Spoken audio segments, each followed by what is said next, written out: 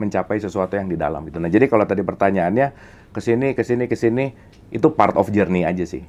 Karena pada akhirnya akan menemukan guru sejati ya di dalam gitu. Ya, parameter bahwa kemudian kita sudah terhubung dan terbimbing dengan guru sejati itu apa, Kang Abu? Kalau kita bicara parameter, karena ini perjalanan yang tanpa batas, Mas. Hidup ini adalah long war gitu ya, perang panjang gitu. Jadi sering banget ada yang nanya, apa sih puncak kesadaran? Nggak ada puncaknya sih. Nggak ada puncaknya. Karena gimana mau mencapai puncak, orang itu adalah sesuatu yang dinamis gitu. On the making gitu ya? Iya, on the making. Makanya saya selalu mengatakan bahwa hidup itu adalah work in progress gitu. Dan kita selalu ada pelang di sini, under renovation. Semuanya selalu dalam. Saya kasih contoh sederhana gini, Mas. Kita ngomong yang paling gampang aja ya, sepak bola lah. Sepak bola itu 90 menit nih. Kalau di menit kedua saya udah kalah 2-0, ya saya belum kalah dong. Iya dong. Masih banyak waktu gitu. Permainan belum berakhir. Permainan belum berakhir. So, terlalu dini ketika mengatakan bahwa kamu salah, kamu sesat, kamu kafir, kamu neraka, aku lebih baik. Tar dulu nih, ini permainannya baru menit kedua nih gitu. Iya. Artinya kalau kita mau berbicara parameter indikator menuju ini, menuju yang namanya kesadaran, kita nggak bisa ngejudge bahwa aku sudah mulai masuk kepada kesadaran. Nggak bisa gitu. Baik. Sama halnya menjadi Islam, Mas. Nggak ada yang Islam saat ini. Iya. Karena Islam itu on the making. Iya. Makanya setiap sholat itu selalu ihdina siratal mustaqim. Tunjuki jalan yang lurus. Berarti kan sholat untuk orang yang nggak lurus ya? Iya. Bener nggak? Iya, Makanya bener. dia minta dilurusin. Berarti kalau saya sesat, sholat dong. Supaya kamu dilurusin. Artinya diluruskan terus, diluruskan lagi.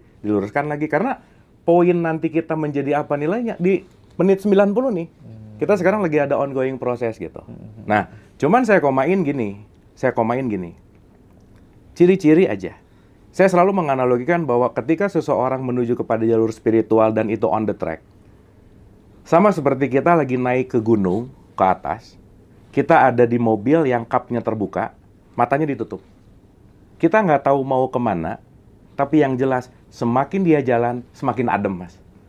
Semakin rileks, semakin santai, semakin nggak terlalu konflik, semakin yang concernnya adalah lebih bisa banyak menerima realitas lah gitu.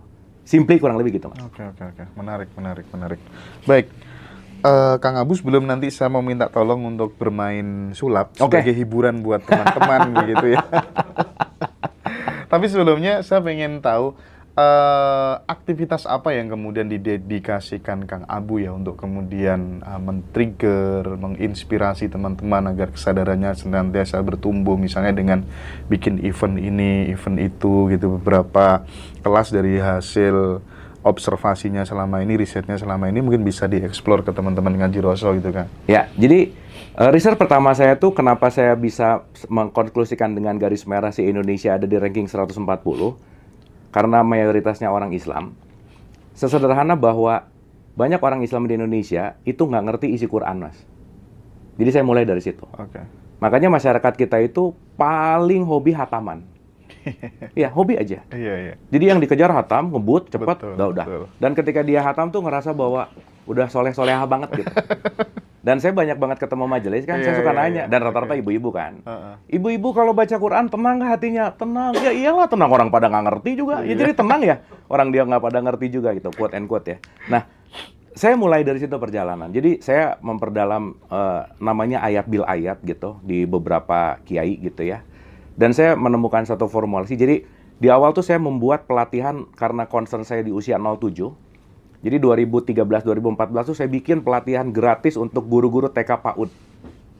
Namanya Program Pemahaman Quran. Waktu itu karena programnya di-approve di Sulawesi Selatan, jadi saya muter tuh dari ujung Toraja sampai Selayar. Wow. Itu kita, wah dahsyat lah. Itu sebulan bisa 4 event, 5 event. Gitu. Nah, singkatnya adalah satu sih, Mas. Maaf ya, kita ngomong data nih. Kita tahu bahwa masyarakat Indonesia itu mayoritas Islam.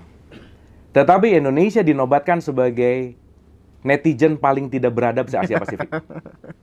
Yes. Ya kita tahu itu ya. Iya. Microsoft mengeluarkan itu. Literasi kita tuh buruk banget, Mas.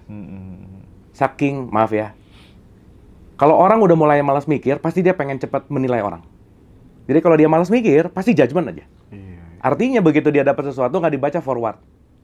Ini hoax kenapa gampang banget? Karena ya literasinya begitu. Oke. So that's why dari ilmu pertama dalam konteks tradisi Islam aja yang namanya ikro, baca. Udah deh. Selesai aja. Nah, jadi saya di awal itu hanya